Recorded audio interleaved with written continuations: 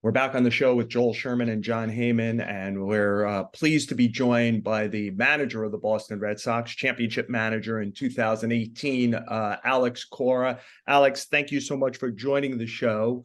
I think if we did this interview 3-4 weeks ago, you were a team that was right in the hunt for the postseason. 4 weeks later, you're trying to stay out of last place for the third time in 4 years. I wonder, in a year where I don't think much was probably expected of your team, what do you think of your team's season? Because it feels like two different seasons to some degree. I believe, we were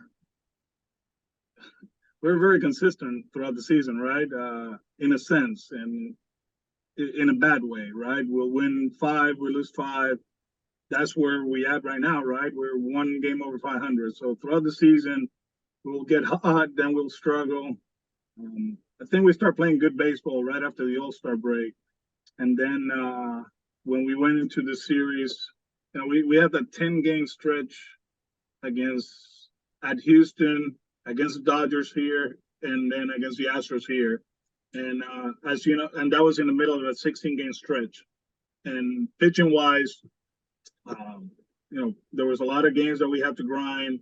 We had to use the bullpen, and it felt like for a moment there, and the timing was bad. We ran out of pitching, and we put ourselves in a bad position, and that's where we at right now. The other thing that throughout the season, good team offensively, bullpen outstanding. Chris Martin has been one of the best, if not the best reliever in the American League. Kenley has been Kenley, but I think our rotation, although talented, didn't give us enough. At this level, 4 2/3 consistently doesn't help you, right? Because then you got to go to the bullpen, and that's what we were short. But overall, an okay season.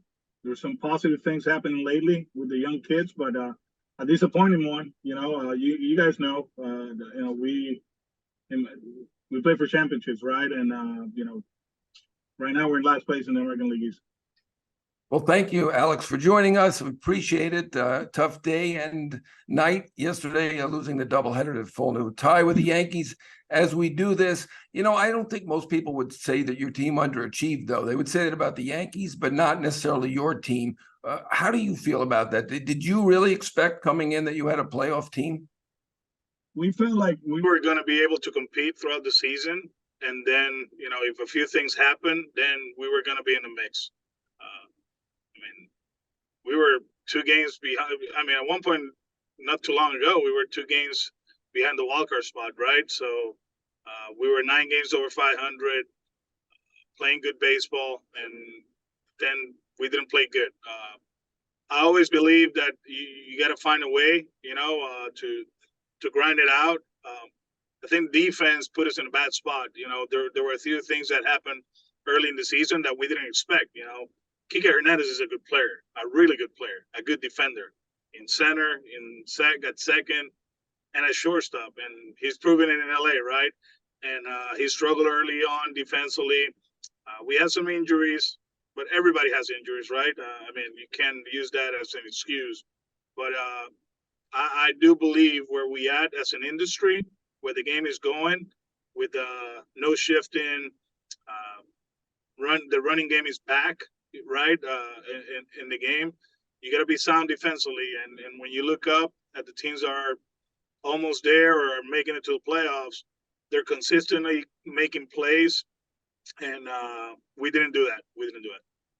Alex, you have mentioned both your defense and your rotation. The rotation is something it feels like hasn't been fixed for several seasons now. You've been trying to do it. Obviously, the persistent injuries to Chris Sale don't help. Do you feel you've been misserved here, that you're not? This is a big payroll team that you mentioned plays for championships, and you're been handed several seasons now a rotation that's hard to make it through a season. Well, injuries are part of the game. That's something that we cannot control. Honestly, throughout the season, if you look at the kids that we have, they're very talented, right? Tanner, Cutter, Witt. At one point, we were pitching really well, and the line drive to Tanner put us in a bad spot. Obviously, Chris was throwing the ball great, and then he gets hurt. Kluber, a little bit obviously inconsistent early on, and he got hurt. We weren't able to have those five guys on a consistent basis, right? Pivetta, who's been one of the best pitchers in the big leagues since May 18th, if you look at the numbers, the first month and a half, he struggled. That's why he ended up in the bullpen. It's one of those that we've been talking about it, obviously, the front office and the group, like something that we have to be better. If you look at us in 2021, you look at our rotation, it was a solid one. It wasn't a great one. It was a solid one. But you look at Nate, Pivetta, and Martin, Gary Richards, Eduardo Rodriguez. Between Eduardo, Nick, and Nate, they all went 30-plus starts. And when you do that on a consistent basis, going 5 innings, 6 innings, it puts you in a good spot. And we haven't been able to do that the last 2 years. Injuries, performance-wise, and at this level, those first, we always talk about the back end, right? Like you have to win the ones that you have to win, but the first 6 innings put you in a good spot. I talk a lot to my brother, as you guys know, he's with the Mets, and that was something he kept telling me, that whenever they were going 6 innings early in the season, they won those games, right? But when they were short, they didn't have those relievers, multi-inning relievers to, be the bridge to the back end of the bullpen, and they struggle. So I think overall, those teams that have starters that go, and we're not talking 7, 8 innings, right? We're talking about 6. They go 6 innings consistently. It helps you because it puts your bullpen in a good spot. You mentioned the talented kid pitchers. What about some of the position players who have thrived under you? Casas and Duran in particular, what do you see their futures being? They're a big part of what we're trying to accomplish here. Casas, slowly but surely, is becoming the hitter that we envisioned when we drafted him in 2018. One aspect of the game that he's gotten better and people haven't noticed it is defensively. The last month and a half, we worked with him with his first step and decision making, and he's been solid. He has good hands. He's just a big boy at first base. And the cool thing about it is, like, he's going to get stronger, so he's going to help him offensively. You see the power to left center the last month and a half. That's real. In San Francisco, in Tampa, obviously here he will play. Jaron, great season for him. He started in AAA, comes back here because Duvall got hurt and struggled for a while, found it. And I think that's the mark of a big leaguer, right? Like when you are hot, you struggle and you find it, and you know what to do. The Reds, Willie Obrero, he's playing now. You guys saw him the last few days. He's a good hitter, a good defender. We got him on the trade from Houston for Christian Vasquez and Sedan Rafaela. He's a good player. The one thing, guys, and this is something I learned over the years, and this is from in 2005 when I got here. We got to take it easy here, right away, because you dominate Portland and you dominate Worcester. It doesn't mean that you're going to come here at Fenway Park and be the second coming Dustin Pedroia or Jacoby Ellsbury. We got to let these guys be, we got to be patient, because here they put him in a pedestal right away. It's like, wow, they're going to impact this ball club and they're going to win it. It doesn't work that way. It's not 4A, it's the big league. So we got some good players. There's others coming, as you guys know, Marcelo, Nick York. I think position player-wise, we're in a good spot, not only now, but for the future. Alex, he's not a kid, but he is a rookie, Masataka Yoshida. And when you guys signed him, there was pretty much a universal call around the sport that you had overpaid for this player. With his rookie season almost done, it doesn't look like you overpaid. He looks like a solid, high-end, could hit good pitching, major league hitter. What is your assessment after a year of watching Yoshida? I do believe he's going to get better. I do believe he's feeling the weight of the season the last few weeks. And this is not only the 162, what we live. you got to remember, he showed up to Fort Myers early February, and then he went to Japan to play the tournament. Most of the players that play in the States and they were part of the tournament, they stay in Japan, and they work out with their national team. So the whole traveling thing, I bet he's feeling it. Obviously, it's a lot different. In Japan, they play 6 games a week. They play in the same time zone. The trips are short. So that's something he has to get used to it. Offensively, like I said, he's going to get better. He's going to not learn because he's a veteran, but when to pick his spots and take shots, And yeah, he puts up on play.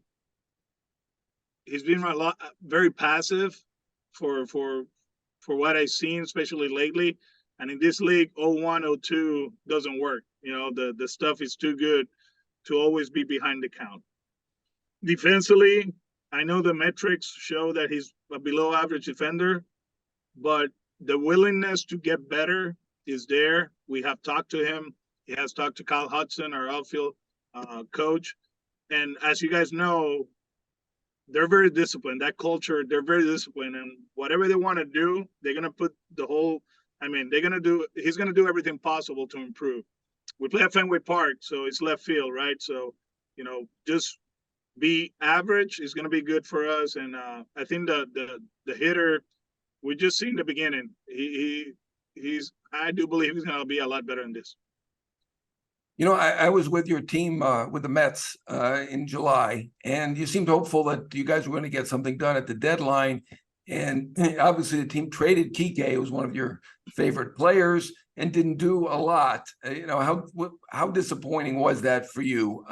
It does seem like the teams that do make moves, it does seem to help in terms of the clubhouse at least, and sometimes at least the intention is on the field as well. Yeah, we talk about it, and I talked to Heyman before, and there were a lot of stuff out there. It just didn't work out, at the moment. One thing that we counted on too was Trevor, Chris, Whitlock, and Hal coming back.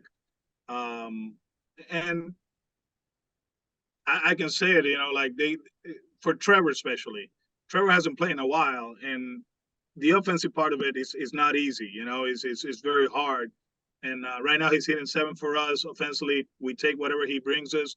Defensively, he's great. He's going to help us. But I think counting on those guys was kind of like our mantra, understanding that, yeah, we have a good team, but we're still behind, and there's a lot of teams around us. So, we didn't add, we didn't subtract. I think we got Luis Urias, who's a guy that we ambition as a good player. He has some good seasons with the Brewers.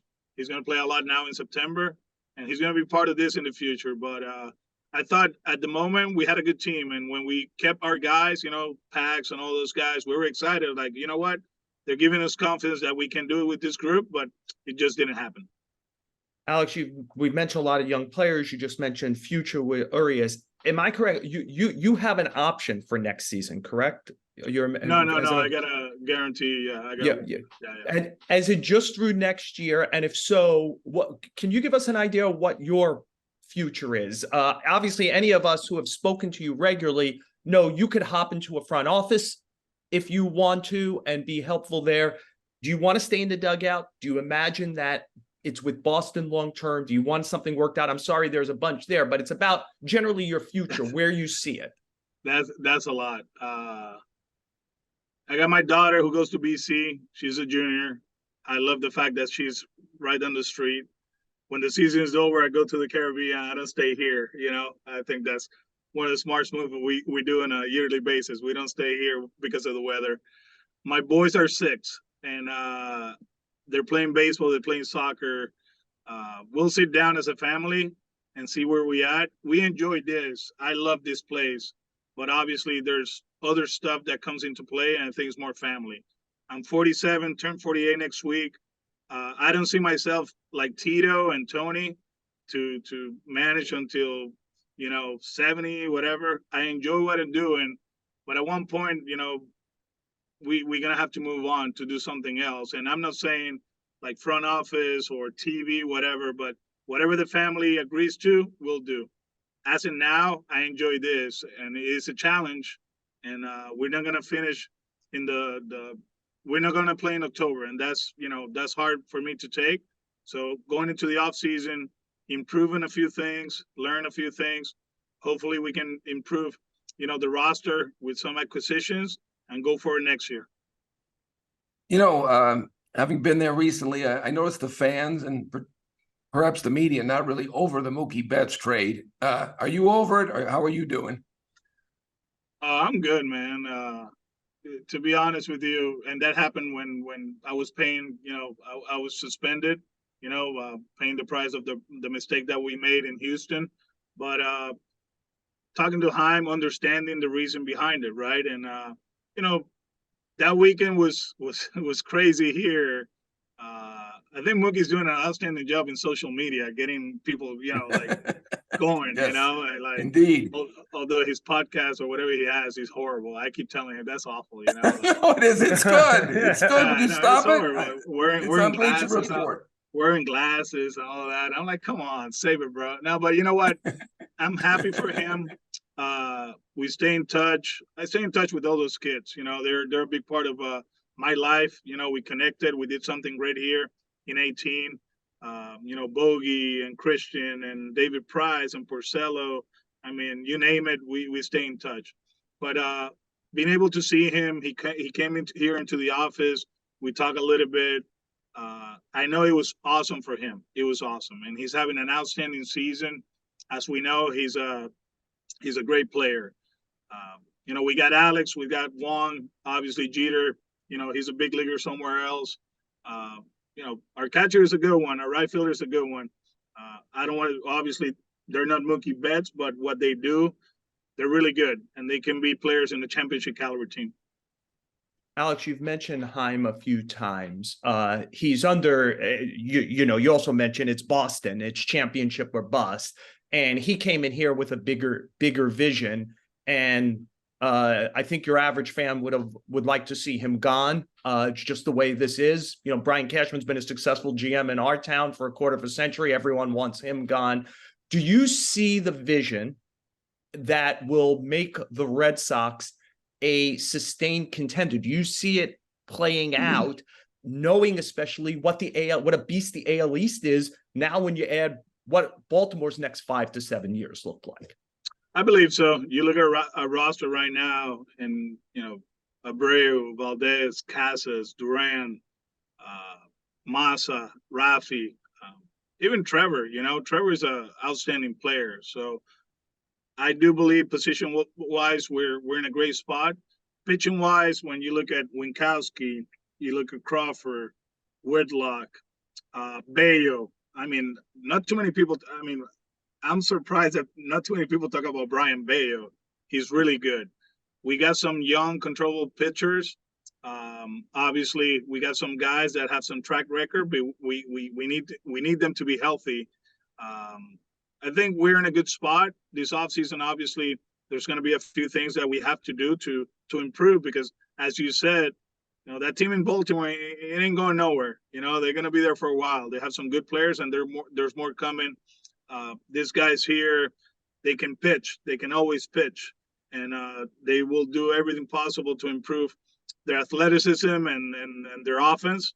And the team in Toronto is really good. Tampa, they keep doing what they're doing. So it's a tough division, but like I said before the season, we knew the rules of the tournament. We knew what conference we were playing on if we want to go that way, right?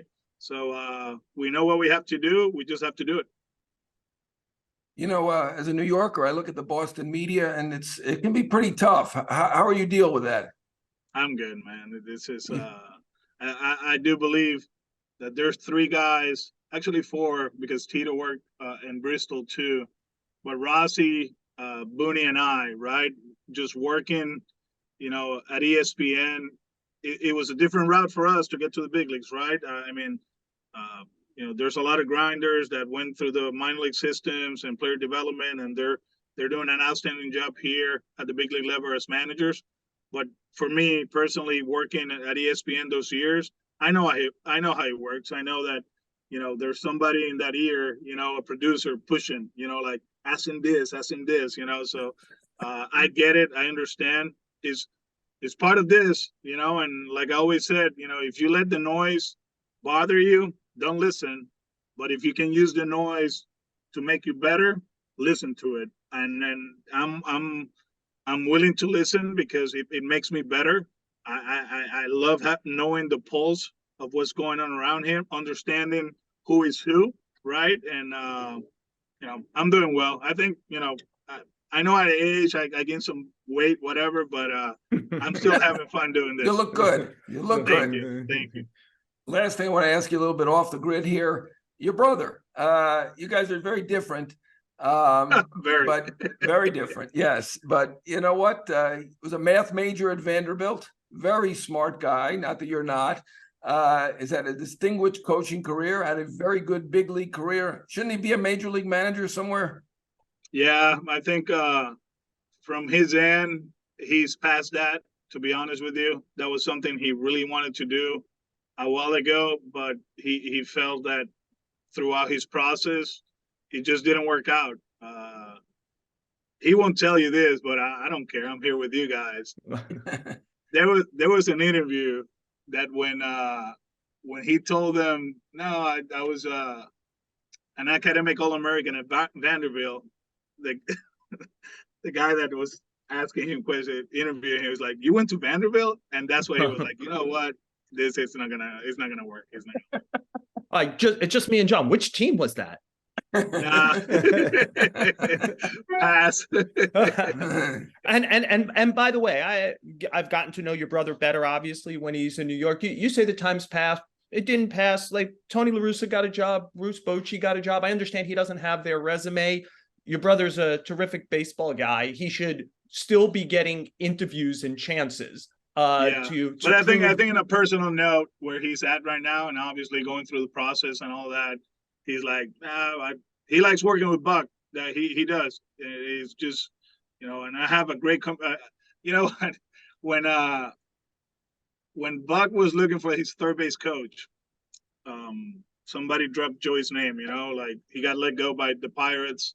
He was actually going to get a job with the D-backs in player development. And Buck called me. He like, hey, Alex, do you have 5 minutes? I'm like, of course, you know, let's talk about your brother. And honestly, I felt like he was interviewing me. I mean, it was like question after question after question after question. I was like, and then at the end, I was like, Buck, honestly, he's your guy. But it was like so intense. You guys know Buck, you know, and I'm glad he's working with him. He's learned a lot. Obviously, last year was a great season, finishing a disappointing this year. Actually playing better now with after the trades and all of that. And I know a lot of people feel like they're not going to compete next year. They got some good players, man. That shortstop is becoming one of the best players in the big leagues, you know, and he's understanding what it takes to be a leader, right? Like I think in his case, the last few years, he wanted to do everything instead of, you know, do everything and then play. Now he's playing and doing everything. And he's having a great season. They have a good core of young players, so let's see what happens with them. Yeah, I mean, it will be interesting, right? They have a new head of baseball operations coming in David Stearns. You know, what does he want in a manager? Does Buck stick around? I think that's going to be a fascinating issue for us here in New York, especially. Look, you guys will have fun with it. Yeah, well, what I ended on, because you are incredibly insightful. You're obviously close to your brother. That's a team. It was willing to spend $500 million between payroll and tax this year. And it obviously went badly. From a distance, you understand what it takes to win. Why did it go badly in New York? I think pitching wise, they were short, like I said before, and offensively, at one point they struggled. It was hard for them to score runs. It's one of those seasons, you know, like, I mean, it started with Edwin in the WBC, right? It wasn't a domino effect, but that inning, somebody else had to cover it, right? So somebody had to move up, and then probably the 6th and 7th inning, that probably it was a sure thing for them with the guys that they had. It didn't work out. Yeah, he also gave them a big mental edge that they knew they were going to win when they when they got a lead, and that made them play a certain way late, I thought, and I thought they really missed it. Alex, we know it's a busy time. You got the Yankees in town, and you're just coming off a doubleheader yesterday. John and I really appreciate you taking some time to join us on the show. Always be well, enjoy October, and stay in touch. All right, Alex. All right, thanks, the best. Alex. Thanks. Be well.